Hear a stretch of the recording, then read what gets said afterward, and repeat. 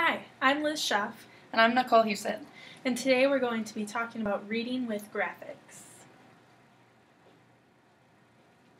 Alright, we would like you to pause the video and take a moment and brainstorm a list of ways to represent graphic visualization other than paragraphs. Okay, your list may include such visual aids like graphs, animations, flowcharts, maps, and tables. Now I'd like you to pause the video again and write down some advantages and disadvantages of using graphic representation. Alright, some negatives of graphic representation can be too much information. Sometimes it can become confusing for the reader if the motive is not clear. Another negative can be wrong representation. So, for example, if you wanted to represent something over time, you would not use a pie chart because pie charts normally represent percentages or comparing amounts of things. Sometimes visual representation has no meaning for the reader. There may be lots of numbers and information, but the reader may either not understand or the representation may fail to relate to the subject at hand. Although there are negatives, there are many positives to using graphic representation as well. When used properly, graphic aids make data presentation more interesting for the reader as well as make it more aesthetically pleasing. Visual aids can also help the reader make connections by revealing relationships within data that may be not made clear by the actual reading itself. Graphic representation can also make information more meaningful to the reader. Students can also create graphic aids to assist in the organization of information or their thoughts. One graphic organizer useful to assist students in this sort of activity is the QAR. QAR stands for Question-Answer Relationship. And here we have an example of one way a QAR can be set up. The teacher poses questions that the students need to discover, and on the left-hand side here we have in the book QARs. And so for the right there kinds of questions, the answer is right in the graphic and is usually easy for the student to find. And for our think and search questions, the answer is in the graphic, but is a little bit more difficult to find. The student must put together different graphic elements to come up with the answer. For example, title, data, pictures, etc. On the right-hand side here we have in my head QARs. And for the author and you types of questions, the answer to these questions is not in the graphic. Students must use previous knowledge and information that the author has provided to come up with the answer.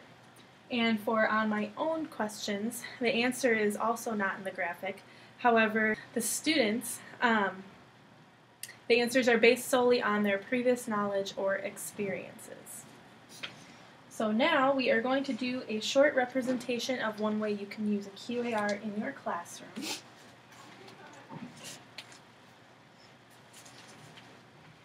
Okay, good afternoon class. Yesterday in science we talked about precipitation. Today I have a precipitation graph showing the average precipitation per month for the Minneapolis-St. Paul area in Minnesota. Here we have a graph for all of you. Now, I would like you to get together in your investigative teams and take the graph that I just handed out to you and also a worksheet. Thank you.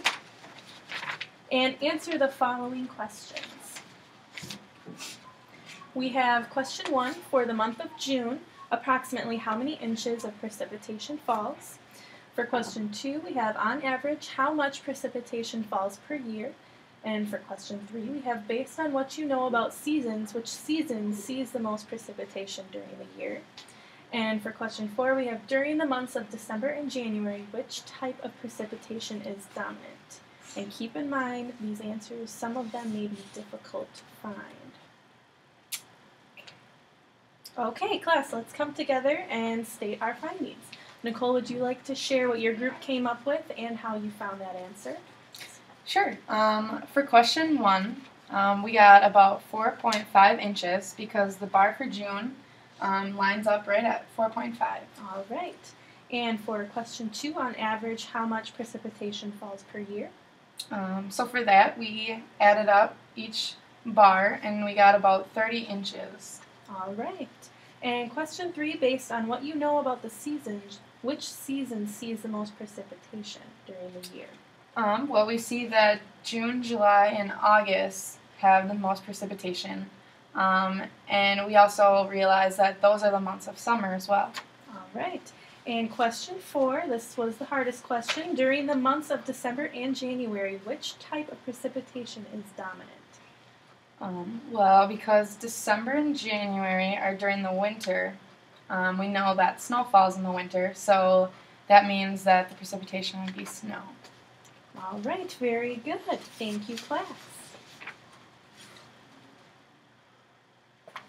All right, our next aid is the graphic information lesson. This helps students discover how graphic aids can enhance reading comprehension while it helps them review and interpret important information in the text. It also highlights the value of graphic aids without sacrificing the subject being taught.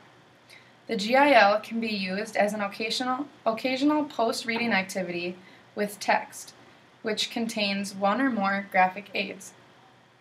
The graphic information lesson can be divided into 3 consecutive stages, which include determining graphic information, integrating and synthesizing information, and reinforcing and applying graphic information. All right, with the first stage, which is determining graphic information, it is the step that helps the students determine what graphic information is contained in a particular text.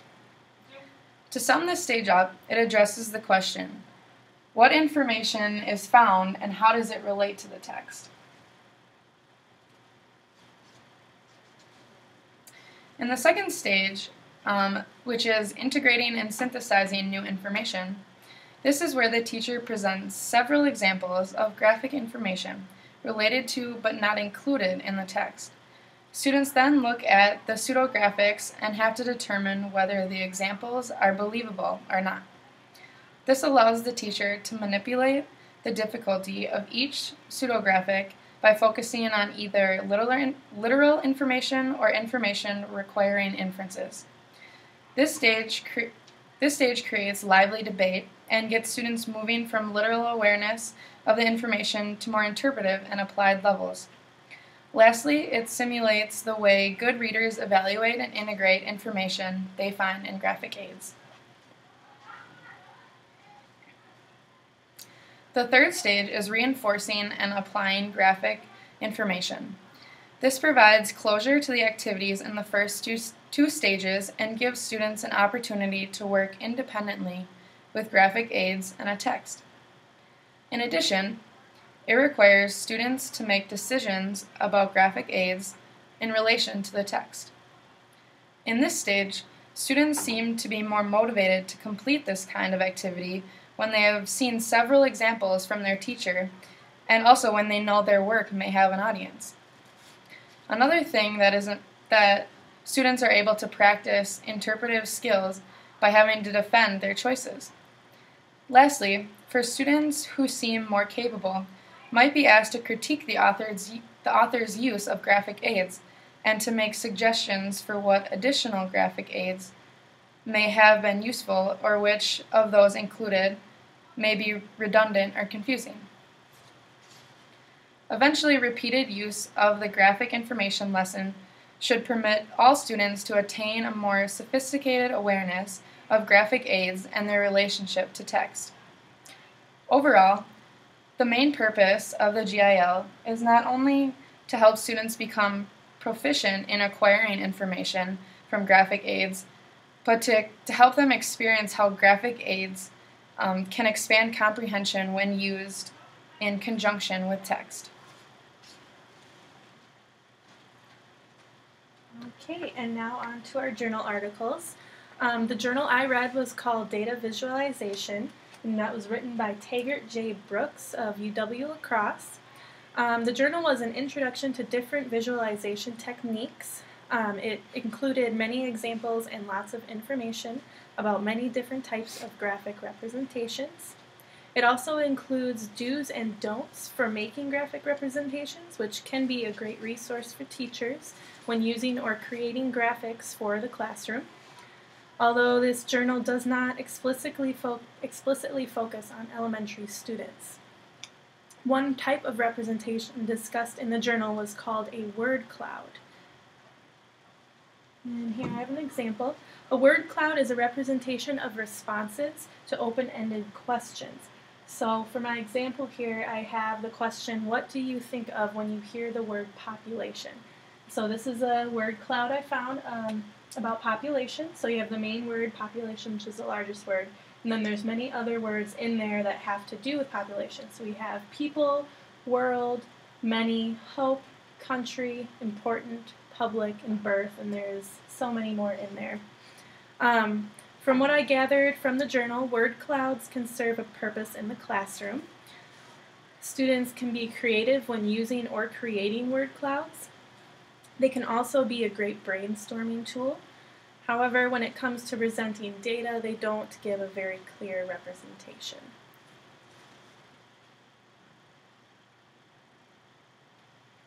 Okay, for my article, it was titled Undeniable Conference Impact Using Visual Aids. And I got mine from the ACCU conference website. Mine covered 3 points. It talked about the background on visual aids, types of visual aids, and what to include in visual aids. The background on visual aids is for presenting them. They used it in coaching and teaching, and it's been around since the 1920s and 1930s. A lot of these consisted of film strips, glass slides, and physical pass-around objects. Several universities have amassed catalogs of visual aid products that trace the history of using visual literacy and visual education to reinforce main content. The appeal of the aids is that they address additional learning styles. Not all people are auditory learners who can synthesize information from lectures and speeches. Many learners are visual learners who respond better to still or moving images.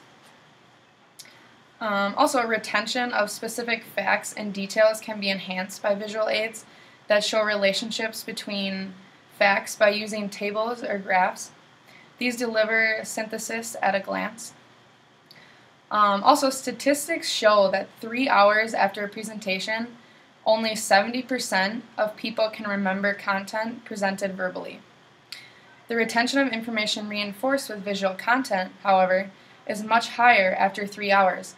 85% of people remembered after the visual content, and this was according to California State University. On to the next topic of types of visual aids. Handouts are the most widely used form of visual aid. The most effective handouts do not rely on words alone, but include colorful and informative graphics and charts. Any words included are typically in an easy-to-read font and imposed on a white background. An advantage of handouts is that they allow an audience member to view examples that extend the presentation and enlighten with details. Another benefit is that listeners can use the main points highlighted in a handout as guideposts for understanding and following the oral delivery. There are pitfalls to relying on handouts, though. Some audience members become overly engrossed in them and they cease to listen to the actual speaker. Another example of a visual aid is what we are presenting with today, which is a Prezi presentation. This really helped organize our thoughts and our outlines of our main topic that we're discussing. And it also gives you pretty visual, and we made it into a classroom, so it's kind of cool to see. Another one are posters. This is an aid that can often convey the themes and sound bites of a presentation in clever, sufficient ways. A creation of few words, a typical poster relies on images and symbols to convey ideas figuratively. And lastly, what to include in a visual aid. One main point is that, but it's often broken too. Let the visual aid, excuse me, let the visual aid simply mirror and echo the presentation point by point. Oh, you don't want to do that. I'm sorry. You only want to include specific data and ideas that are the key takeaway points you want the audience to remember. So, for example, in our presentation, you would have noticed that we only did images and key points. And that's just a list of our resources. Thanks for watching. Thanks.